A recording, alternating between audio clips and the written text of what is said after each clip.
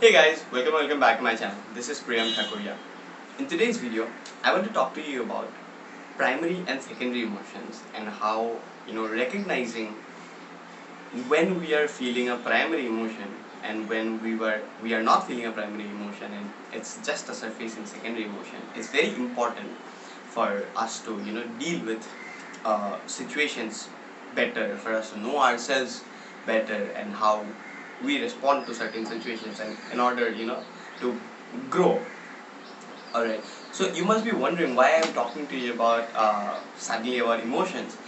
It's because I recently went through certain situations wherein I was feeling very contrasting emotions, or like similar emotions, and I just could not, but then could not exactly identify what was the primary emotion that I was feeling, and I couldn't deal with it. I couldn't deal with the situation, and it was very difficult for me. All right, and so I thought it is very necessary for us to talk about it. All right, and for you guys to know about what exactly are primary and secondary emotions if you don't. Alright, so before I get on with the video, if you guys are new to this channel, go ahead and subscribe, and if you guys have been with me and you like my content, also go ahead and subscribe if you haven't already. Alright, so let's get started.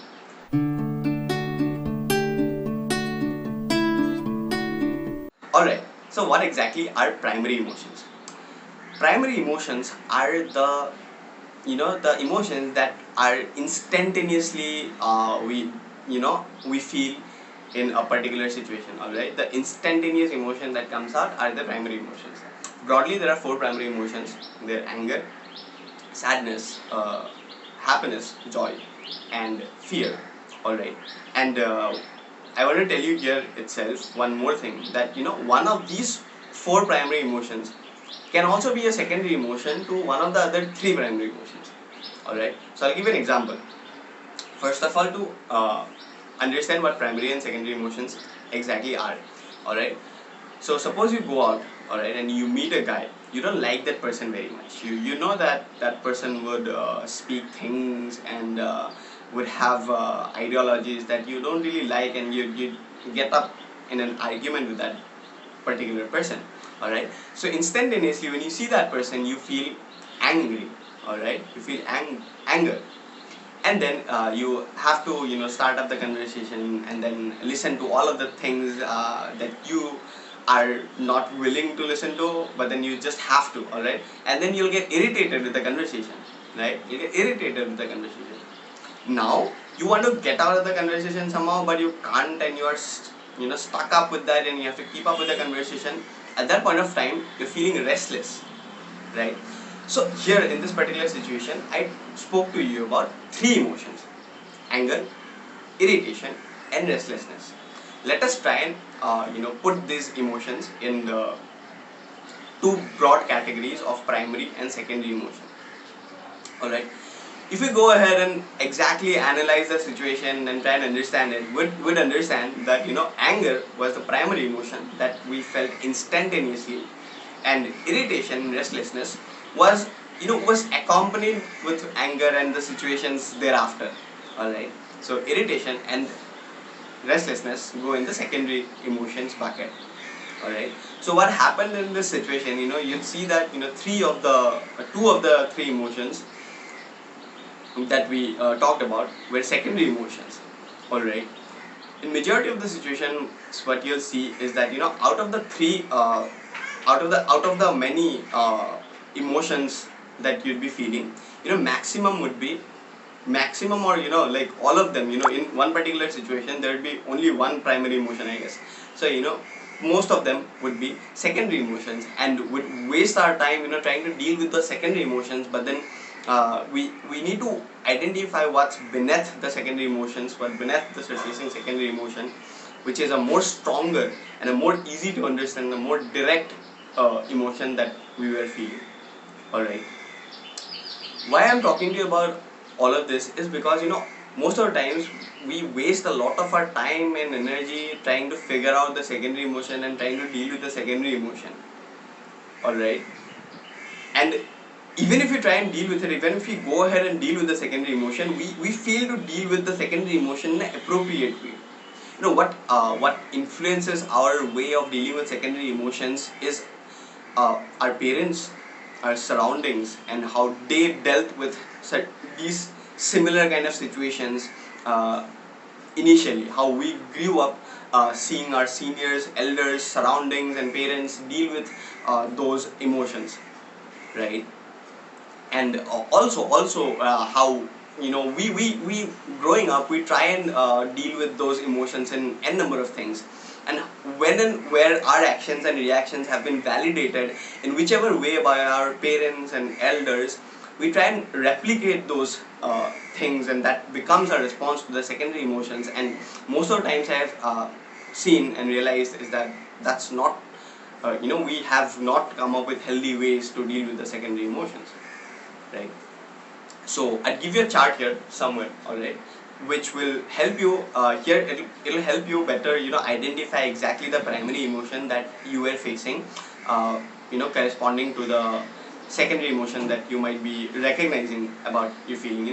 Go ahead and Google it out, feelings wheel, or feelings chart, something. You'll get this chart, alright, and find out what exactly you were feeling, and try and identify that in the inner circle the exact primary emotion that you were feeling, and try and deal with the primary emotion, alright. So why am I talking to you about dealing with it, is because if we know what exactly is the primary emotion, it would help us better have a better control over our emotions, and in a way save relationships, friendships, and our connections, alright. So when we have a better control over our emotions, we better know what exactly we are feeling, we are better self-aware, we now know what exactly is the primary emotion, how to deal with it, you might ask. So I'll give you certain pointers. There are a lot of them. I'll give you certain pointers how to deal with the primary emotions. First of all, if you have close near and dear ones, go and talk to them.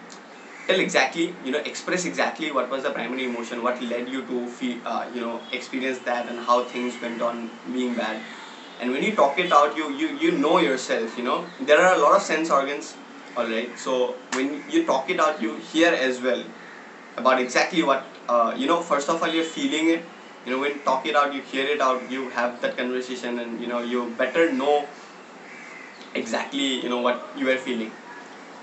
Adds on to that self-awareness bucket, all right. Nextly, try and find productive ways to express the primary emotion. Suppose you're feeling angry, you recognize that your primary emotion was anger. Go ahead and exercise, or hit the gym, all right, or have a run, and just express that anger or the primary emotion in healthy ways.